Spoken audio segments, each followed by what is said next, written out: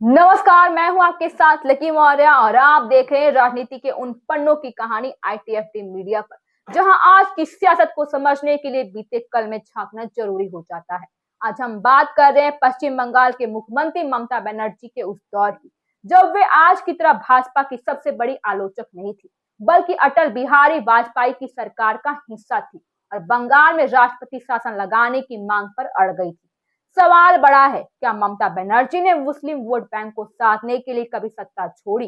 क्या बंगाल की राजनीति में उनका रुख समय के साथ रणनीति के तहत बदलता रहा? आज की रिपोर्ट में हम उस राजनीतिकार सफर की परतें खोलेंगे। साल 1999 में अटल बिहारी वाजपेयी के नेतृत्व में एनडीए सरकार बनी और ममता बनर्जी के कड़े मोल भाव के बाद सरकार में शामिल हुई और उन्हें रेल मंत्रालय जैसा अहम विभाग मिला। लेकिन रेल मंत्रालय मिलने के बावजूद ममता का ध्यान दिल्ली से ज्यादा कोलकाता पर टिका हुआ था।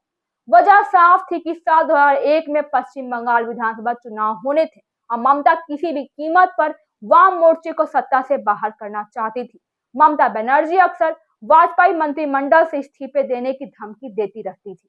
सितंबर 2000 में जब पेट्रोल डीजल की कीमतें बढ़ी तो ममता ने पहली बार इस्तीफा दे दिया था।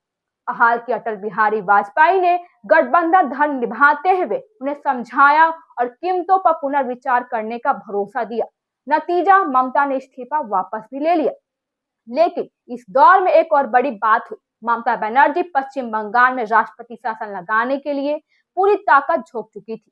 वरिष्ठ पत्रकार मंजीत ठाकुर ने अपनी किताब बंगाल में भाजपा और वाम गढ़ में दक्षिण पंथ की विकास यात्रा में लिखते हैं कि ममता बनर्जी बंगाल में राष्ट्रपति शासन के लिए केंद्र पर असाधारण दबाव बना रही थी और पूर्वी मिदनापुर के पासकुंडा उपचुनाव में हिंसा के बाद हालात इतने बिगड़ते कि एनडीए संयोजक जॉर्ज फर्निश को गठबंधन की ओर से प्रस्ताव पारित कर केंद्र से अनुरोध करना पड़ा।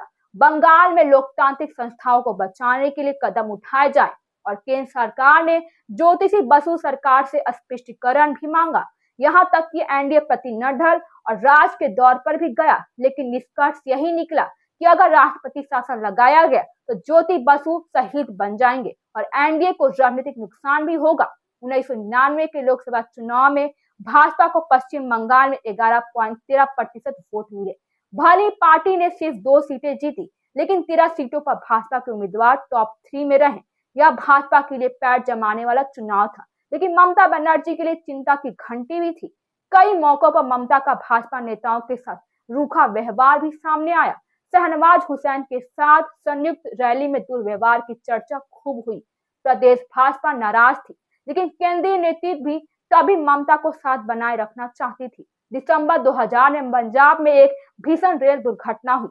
46 लोगों की मौत भी हो गई और ममता ने नैतिक जिम्मेदारी लेते हुए रेल मंत्री पद से इस्तीफा दे दिया।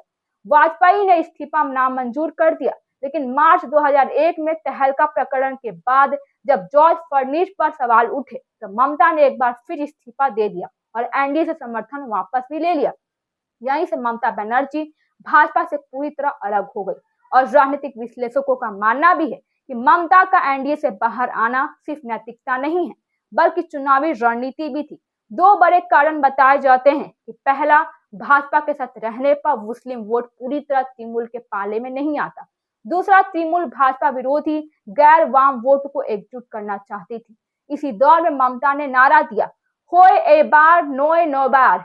कलकत्ता नगर निगम चुनाव में तृणमूल के अच्छे प्रदर्शन से ममता का आत्मविश्वास बढ़ा। रैलियों में भारी भीड़ छुटाने लगी, लेकिन 2001 के विधानसभा चुनाव में परिणाम उल्टे निकले। तृणमूल को 294 में से सिर्फ 60 सीटें मिली। 13 मई 2001 को नतीजे ने साफ कर दिया कि वाम मोर्चा बड़ी जीत की ओर बढ़ रहा है और बुद्धदेव भट्टाचार्य के नेतृत्व में वाम मोर्चा 199 सीटें जीतकर फिर सत्ता में लौट आया। आज जब ममता बनर्जी भाजपा पर लोकतंत्र और संविधान पर हमला करने का आरोप लगाती है, तो इतिहास के पन्ने कई सवाल खड़े करते हैं। एक समय वही जो ममता बनर्जी बंगाल में राष्ट्रपति शासन की मांग कर रही थी, वही ममता वाजपेयी सरकार का हिस्सा थी और राजनीति में अस्थायी दोस्ती और दुश्मनी नहीं होती है। यह बात ममता बनर्जी का पूरा राजनीतिक सफर खुद बयां करता है। आप क्या सोचते हैं, यह मजबूरी थी या सोची समझी रणनीति?